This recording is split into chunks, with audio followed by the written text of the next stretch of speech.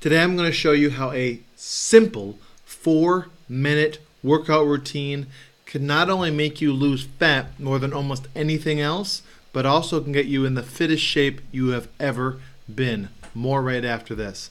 If we have not met before, my name is John Ruman, international business coach and consultant, as well as corporate trainer, where my passion is to help you achieve greatness. What are the big problems in life? I don't have enough time to work out. I don't know what I can do to get in good shape. It takes all this travel and expense and all that kind of stuff to work out, and today we're going to eliminate those as issues in the way. And before I tell you about what I'm going to discuss, remember I did say it was simple. It is not easy, but I will encourage you to work yourself towards doing it so that you do it and it does not become as painful as what it could be. So let me tell you about the workout. It all stems from something called interval training, or a more prevalent term, HIIT, which you may not have heard, but HIIT stands for High Intensity Interval Training. What that means is quite simply this, and there's many methodologies to this and many ways of activating this, and I'll explain why the one I'm going to encourage you to practice is the one I'm going to encourage you to practice. But the benefits to high-intensity interval training are two things. One, much less wear and tear on the body. One of the biggest challenges athletes have today is that the amount of time and continual practice it takes for them to work out, they get a lot of what's called overuse injury. It's hard for their body to recover. Their cardiovascular system, they have to do different things to get their cardiovascular system in great shape. And weight loss is a problem for many people, but even athletes, it is beneficial in virtually every athletic event to actually be lean and mean. So not every event, but many events. So again, this stems from high intensity interval training, and the concept is basically this: crazy intense. I don't mean intense workout. No, I mean all out, as much as you can at that moment. Push yourself to do, and then there's a rest period. So there's a workout period and a rest period.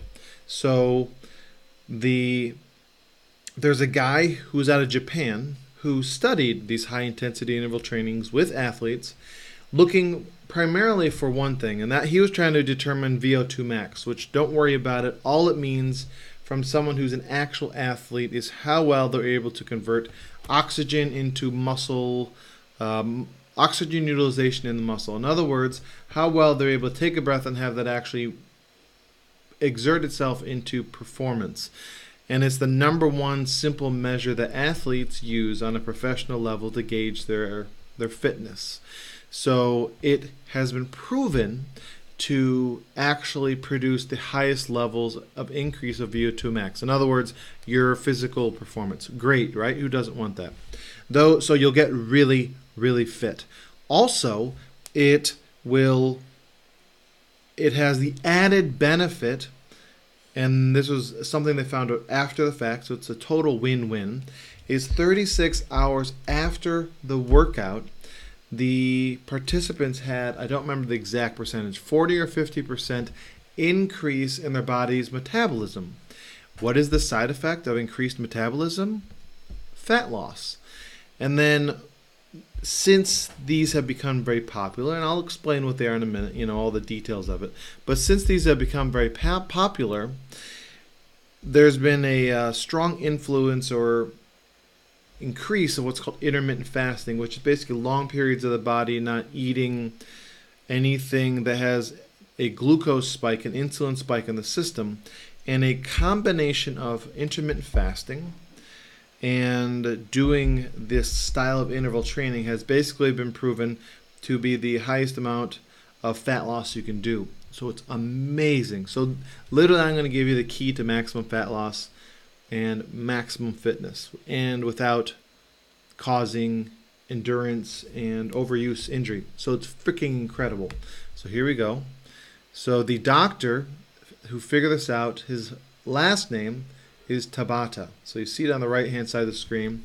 And what a Tabata is 8 sets back to back of an exercise. The actual exercise doesn't matter. I'm going to give you 2 primary suggestions depending on your fitness level.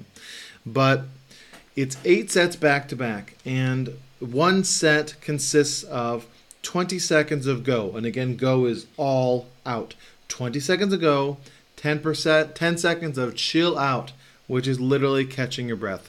And depending on your fitness level, if you're in fairly good shape, you'll be ready to go if you're in good shape for that next set. And if you're not in good shape, you'll be feeling like you're constantly behind catching your breath. That's okay. The important thing is when you do this is to be at a certain level of physical conditioning. So I'm going to highlight that for interval training, it's helpful for you to be in okay shape already. If you're not, it's okay to do this. It's always nice to ask your physician or whoever your health professional, but it's a good idea to do this kind of on a lower level. So don't do quite high intensity. Do maybe medium intensity until your body adjusts. Also, when you do these 8 sets of these Tabatas, you're going to find that you will become very sore. So the first few times you do this until your body, it only takes 3 or 4 times. But once you're past 3 or 4 times, doing it every couple days, and you literally have to do this maybe 2 or 3 times a week. When you do this after 3 or 4 times of doing it, so let's say you do it twice a week, after 2 weeks of doing that, you will not be nearly as sore as you were initially. You'll still get the added benefit. You'll become much stronger, a lot of pros, but you will not have the experience of being god-awful sore. So here's the 2 exercises I would encourage you to do. This one I would encourage you to do if you're low and even bad shape or in amazing shape. And basically, this is typically the one that the original doctor would test, and that was sprinting. So if you have a track, if you have a road, if you have a driveway, basically you're going to have a timer either on your phone or in your wristwatch or whatever, and you're going to sprint for 20 seconds. All out. Ideally uphill, but all out as much as you can, and then walk, and then turn around and go the other way. And you're just going to go back and forth 8 times. That's it. So the sprint and walk is great. It uses a huge amount of the body, and it's very, very potent. So that's option 1. If you're in pretty good shape, what I would encourage you to do is Tabatas with burpees. So a burpee is essentially you stand up, you go down to a squat thrust where basically your hands are, you're basically squatting down, your hands on the outside of your legs, you kick your legs out, you do a push-up, and then when you pull you're going to pull your feet back so you're at that same feet inside your hands, and you're going to jump up as high as you can. And that's 1. So you're going to do as many as you can. And if you want to track your progress, just get a sheet of paper. So before you go, you have your sheet of paper, right? And let's say you're doing, you can't really track with the sprinting, but you can with the burpee. And what I would track is 2 numbers. The first set, that's when you're the strongest and most vital, and then set 8. So try to increase both of those by 1 or maybe 2, depending on your level of fitness as you do these. So that's all you're going to gauge, and then you'll notice you're getting stronger and stronger. So again, this is called the Tabata. It is a high-intensity interval training. It is very simple, but it is not easy. Important to understand the discrepancy there. Be forewarned, when you start this, if you are not in good shape now, start slow. Otherwise, you're going to be very sore, and if you have any sort of high blood pressure, any, again, physical ailment or whatever, please just get feedback before you actually do this from a medical professional. But assuming you get the go-ahead, there's very little you can do that will take 4 minutes. That's the beauty. Who doesn't have 4 minutes? But I'm going to forewarn you, you will sweat for the next 10. So it's a great thing to do. And then when you're done, do something for 10 or so minutes and then shower, because you're going to be sweating after 10 or 15 minutes, depending where you live in the world. Where I live, it's always warm. So any questions, let me know. Reach down below. What I would encourage for this is a timer on your phone that gives you and just have your phone on you and say go, and it'll remember the amount of sets you are and all that kind of stuff, and it'll tell you when to stop and start. The app that I use is called Gym Boss, Gymboss, and I can put in there and program the intervals that I use. So if you're doing this now, I'd love to hear it. A lot of the world's triathletes and Ironman and Ironmen, people who compete in events like that, have transitioned their workouts to where they still do the occasional long, crazy workout, but they have a lot of overuse injuries, and this has really transformed their workout routine. So I'd love to hear your feedback. I'd love to hear questions you have. Please ask them below, and if there are any other workouts you have questions about, I'd be happy to help you. But if you have 4 minutes, it'll